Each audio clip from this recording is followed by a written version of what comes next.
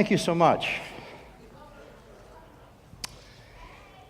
Heroes of the Holocaust. What is a hero of the Holocaust? Ari Cohn, a speaker that you're going to hear later on this afternoon, defined a hero as ordinary people doing extraordinary things. That's a hero. Holocaust. What is the Holocaust? It's defined by the Holocaust Memorial Center in Jerusalem, Israel, as a systematic, bureaucratic, state-sponsored murder of over 6 million Jewish people. 6 million. How do you wrap your head around 6 million?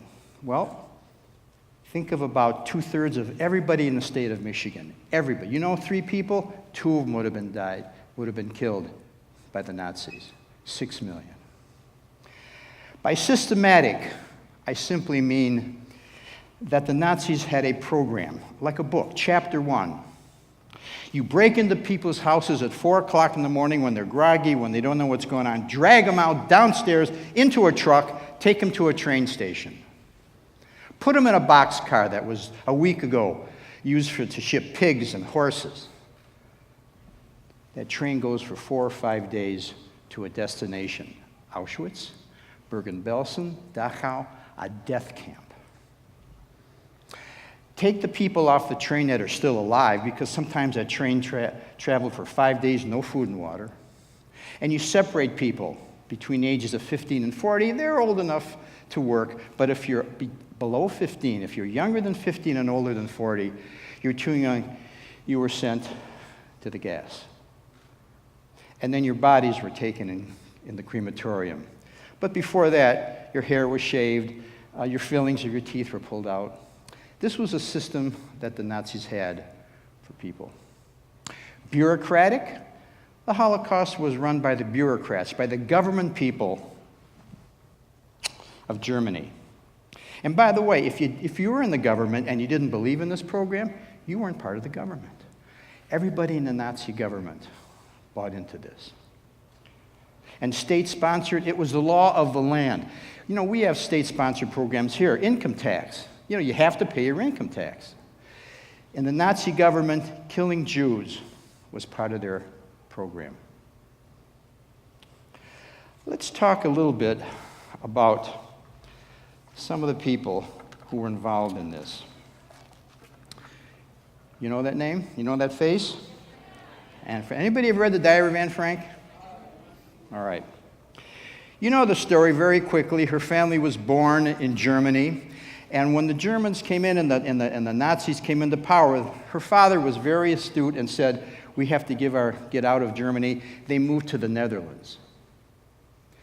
And in moving to the Netherlands, he started a business right there in that middle building on the bottom floor. But unfortunately for the Jews of the Netherlands and the Frank family, the Nazis conquered Netherlands. And the family had to go into hiding. They did spread the rumor that they were going to Switzerland, because one day they just disappeared. They just vanished. Well, they saw the dangers and they went to Switzerland. But the borders were closed. They weren't going anywhere. But they did go to the 3rd floor of that building in hiding. Now, when you're in hiding, you have to understand that during the daytime, people were still working in the office on the 1st floor. You couldn't walk around. You couldn't talk. So what did you do? You either laid in bed, or as Anne Frank did, she sat at a table and she wrote. And she wrote her diary.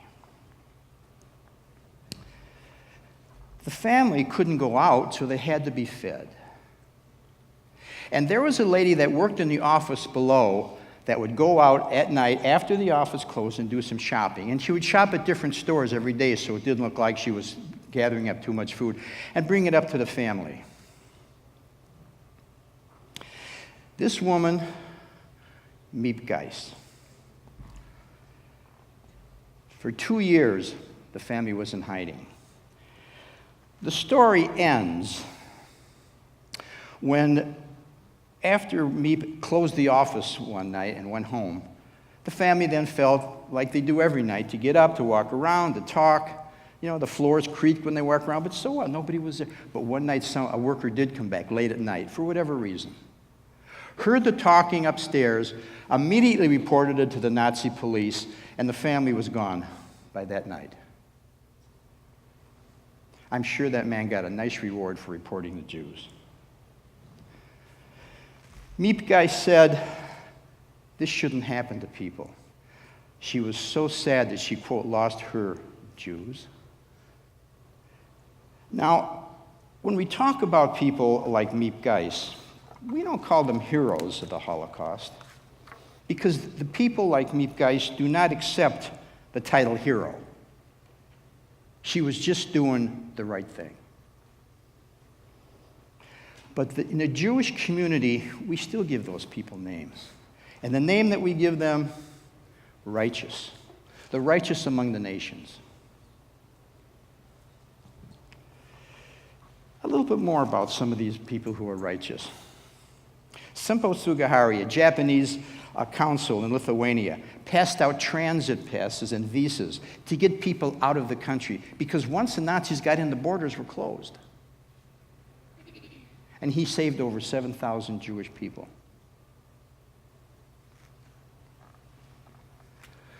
These are Danes. These are people in the Danish country.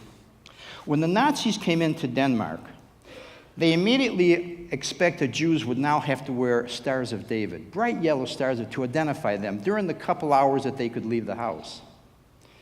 The Danish government said, no, everybody's going to wear a Jewish star. Everybody, Jew and non-Jew alike. And then one night, the Jewish people were taken down to the harbor, and the fishermen took them in their boats to Sweden, across the bay. Sweden was a neutral country. The Jews were safe, and they sat out the war in safe houses. And after the war, the Jews were allowed to come back, claim their houses, claim their businesses. The Danish government is considered the only nation, the righteous nation. This gentleman, Master Sergeant Roddie Edmonds, during the war, he was captured and sent to a POW camp, a prisoner of war camp. There was about 1,000 soldiers in this prisoner of war camp. One day, the Nazi commandant, the head of that camp, went up to Edmonds and said, tomorrow morning, when everybody comes out for roll call, I want the Jews over here. The next morning, everybody was together. And the commandant came out and said, where are the Jews? And Edmonds said, we are all Jews. You can't all be Jews. We are all Jews. And the commandant pulled out a gun, put it to the head of Edmonds, and said, I want those Jews or you're going to die. And I'm going to quote what Edmonds said. He said, sir, according to the Geneva Convention, we have to give only our names, our rank, and our serial number. If you shoot me, you'll have to shoot all of us, and after the war, you'll be tried for war crimes. The German gave up, turned around, and walked away. Edmonds saved 300 Jewish soldiers. Raoul Wallenberg was a Swedish diplomat who was studying architecture at the University of Michigan, went to Hungary to pass out something called Schutzpasses. These are like visas. These are like passports. And because he was a diplomat, he was able to hand these out, and people were able to leave the country. Because, again, the borders were closed. Ordinary people just couldn't leave.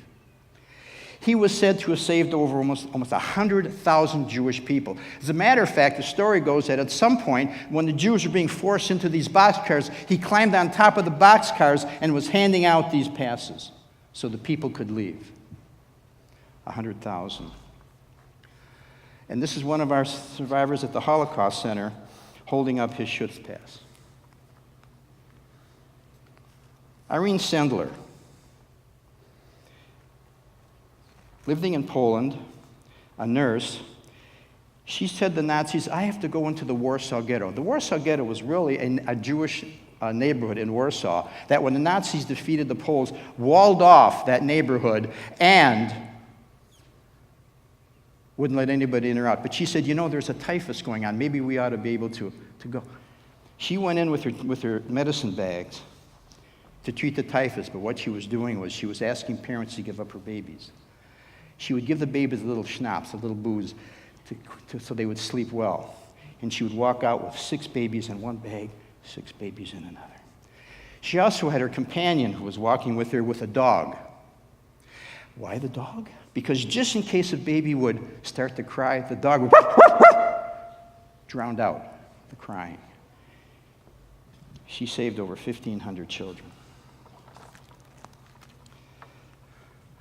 Oskar Schindler, a Nazi officer who ran a factory, who had 1,100 Jews working in his factory, let them eat, gave them holidays off, and saved them from extinction. Oskar Schindler. If you saw the Schindler's List, you know his story. Oskar Schindler asked after the war why he did what he did. And this is what he said. He said, I hated the brutality, the sadism, and the insanity of Nazism. I just couldn't stand by to see people destroyed. I did what I could. I did what I had to do, what my conscience told me what I must do. That's what there's to it. There's really nothing more. Repeat that last part. I did what I could, what I had to do, what my conscience told me I must do. That's all there is to it. There's nothing more. If you come to my workshop, we'll talk about more heroes of the Holocaust and why people did what they did. And I'll also give you a quote from Primo Levi. He was an Italian Holocaust survivor who wrote a soliloquy, and it started out talking about Adolf Eichmann, who said, and Adolf Eichmann was a Jewish killer, who said, a Nazi Jewish killer, who said, Eichmann, I wish you a long life, longer than anybody else. Why would he write that? And I'll tell you about my grandmother who had a wish for the Nazis. They should all go to the dentist. It's not quite what you think. I hope to see you there. Thank you for the opportunity. Thank you.